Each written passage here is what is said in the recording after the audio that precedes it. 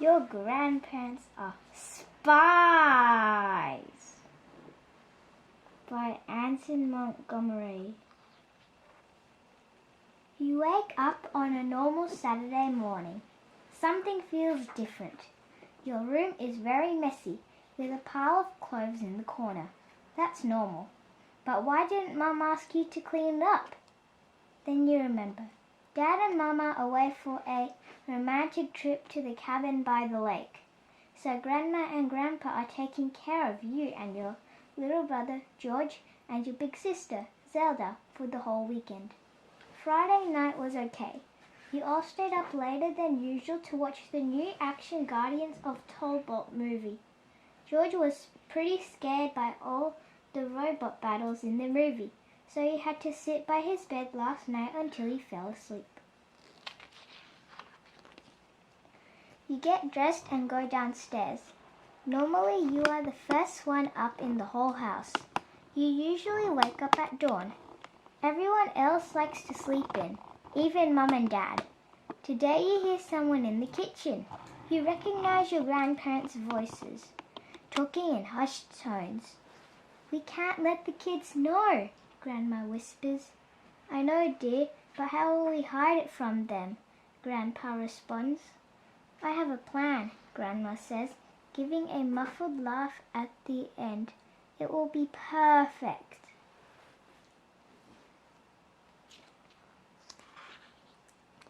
You don't mean to eavesdrop.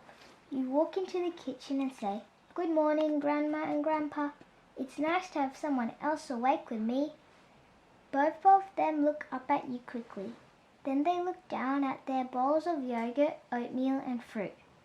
They look like they were caught doing something. Then they both smile at you and say, "Good morning," at the same time. "Are you hungry?" Grandma asks. "I could make you some pancakes or some eggs." "I'll just have cereal," you say, rubbing the sleepies out of your eyes and yawning. "We have a question to ask you," Grandpa says as you walk to the fridge for the milk. "Okay," you say as you pour the cereal into a bowl. A card falls out with the cereal. The card is a coupon for more Crunchy Health Pops. This one is Mum's favorite. It isn't bad, but you really want the lava chocolate castle bums. You had it at your friends Ali and Tarek's house once. The chocolate-covered castles explode with red lava sugar when you bite into them. What do you want to do most in the world?" Grandma asks before adding. "After chores, of course. Your dad has a lot of projects for us to do today." Most in the world?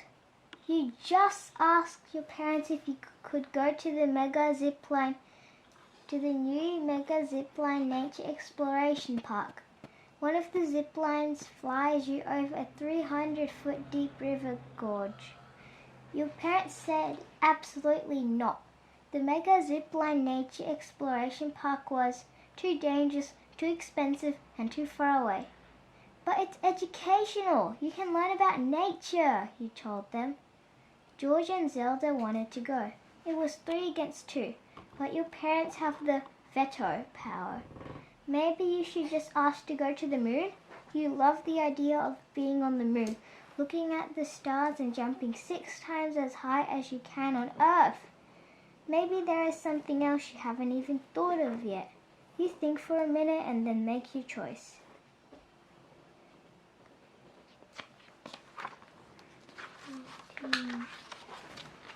What's going on? So you chose to go to the moon. All right. Grandpa gives a low whistle and you tell him you want to go to the moon. "We did say anything," Grandma tells him. "The kids ask for the moon, so we'll deliver the moon," Grandpa mutters as he leaves the room. Your grandparents spend all afternoon on the phone. Grandma mentions calling in the favor from the Helsinki job, and Grandpa makes the call. When he hangs up, he gives a whoop of delight. "Straight to the moon, Alice," Grandpa laughs. You tell your brother and sister. "Clearly, we're not really going to the moon," Zelda says in a know-it-all voice. George runs around the room making blast-off noises with his motor airplane. Who knows, you say? Grandma and Grandpa spent a lot of time making this happen. It will be cool. Can you open the book wider? Grandma and Grandpa wake you all up at 3:30 a.m. the next morning. This is not cool. Grandpa is wearing weird-looking glasses. He tells you that they are his night vision goggles. Grandma tucks you into your seat in the minivan with a pillow and a soft blanket. You fall back asleep quickly. When you wake up, you've reached the gates of the Space Center. The guard calls his boss and then hands each of you a laminated badge. Your grandparents lead the way to a room filled with astronauts and scientists. My name is Claire Donnelly. I'm the director of the Space Center. We are honored you are here today. We're the ones who are honored, Grandma says. We know what you did for us in Helsinki, Claire says to your grandparents. Benedict will show you around. He's one of our top astronauts. Do you want to go up in our jet or get suited up and do a practice spacewalk in our underwater training facility? I thought we were going to the moon, not just a plane or to the pool, George says, right to Claire. This is like no other plane ride, and the pool is the closest thing to outer space on Earth. 20. You tell Claire you want to go on the weightless jet ride. Claire introduces you to Benedict, and he shakes your hand seriously. He's tall and very fit. So you want to ride in the Vomit Comet, he says. First I'll show you around a bit. What's a Vomit Comet? George asks Benedict. That's what they nicknamed the jet we used to make you feel weightless, Benedict answers. And people sometimes get sick when it goes into a full dive. No one has to ride in it if they don't want to. George is afraid of the Vomit Comet, Zelda whispers loudly to you.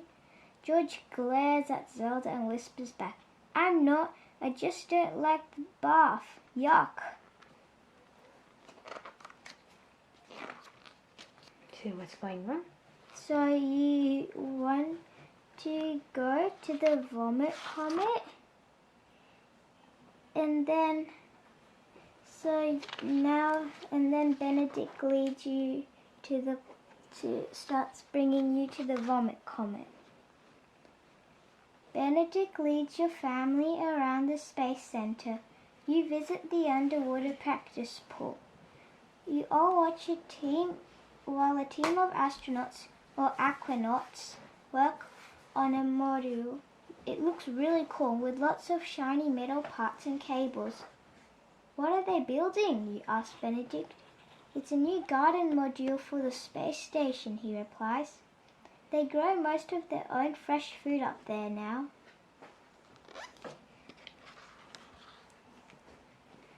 Time for the Vomit Comet. Let's go suit up, Benedict says. You, Zelda, George, and your grandparents board the small plane wearing bright purple jumpsuits with all sorts of straps and pockets. You are excited, but also a little afraid. You don't want to get sick. Will you hold my hand, Grandma? George asks, and you wish she would hold your hand too. Buckle up, Grandpa yells, and you strap yourself into the sheet with all 4 seat belts. Whoosh! The plane jumps forward, and you get pushed into the back of your seat. You have been on a plane before when you went on vacation, but this is completely different. You are moving straight up, very fast. You fly through the clouds and beyond. The sun is shining and you can see all the clouds below you glinting bright white. After a few minutes, you hear the captain's voice over the intercom. Get ready for the dive, she says. You watch out of your window as the plane flattens out before tipping straight down. Your stomach flutters as your body tells you you are falling. It feels so weird. Even roller coasters aren't like this.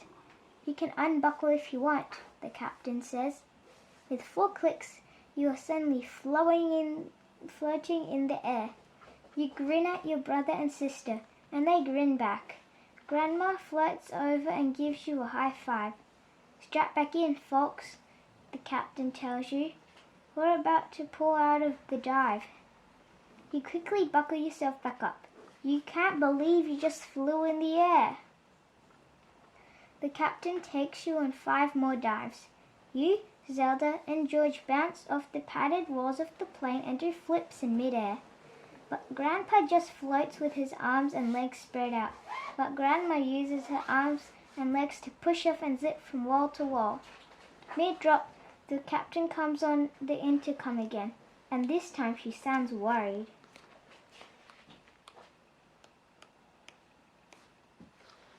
Folks, we have a situation that has developed at the Space Center in Florida, and we don't have time to drop you off.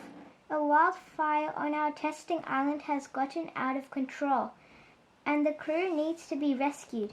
This is the only plane that can help. You look at your grandparents, but they seem as confused as you are.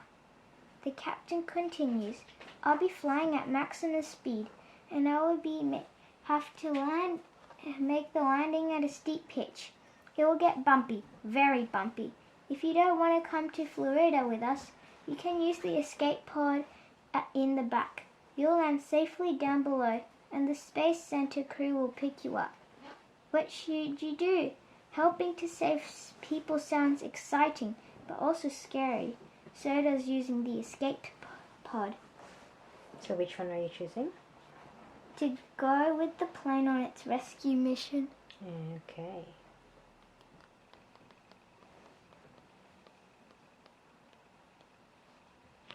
Get ready for top speed, the captain says. The plane jumps forward, and you are glad you are strapped in so tightly. At first, top speed is exciting, but then it gets a little boring. I'm thirsty, George whines. I don't like the bumpy air. Sorry, buddy, Grandpa tells him. The air turbulence will be over soon, but there are no drinks on the vomit comet. Not funny, George tells him. I'm hungry too. We'll get you something when we get back, sweetie, Grandma tells him. You are also hungry and thirsty, but you don't say anything. After an hour, the plane dives through patchy clouds and you see the blue ocean below you. Up ahead is the island, and there is a huge tower of dark smoke coming up from it.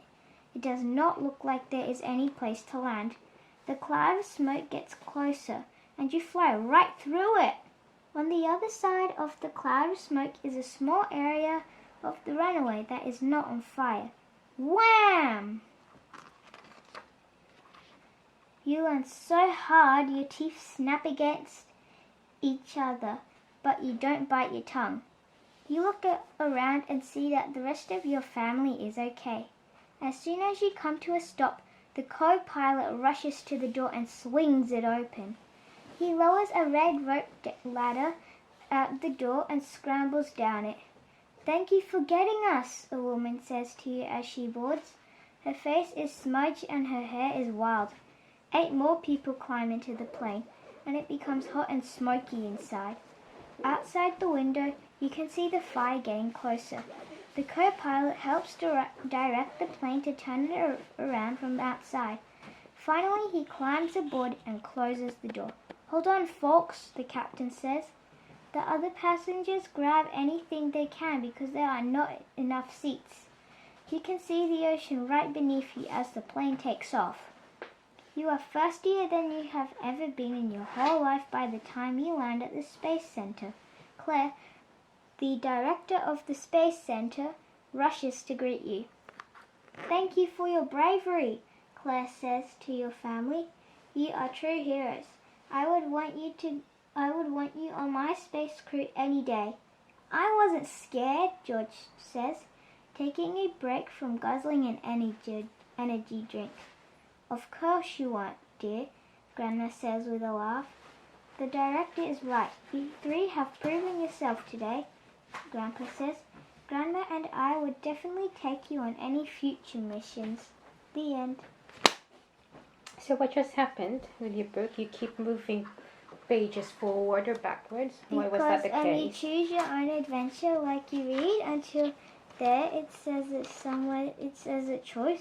And then it says which page it is on. So if you choose one, like I chose the moon, you go to that page, which is 14. And sometimes it goes forward, sometimes it goes back until you get the ending. All right. Thank you. Bye-bye.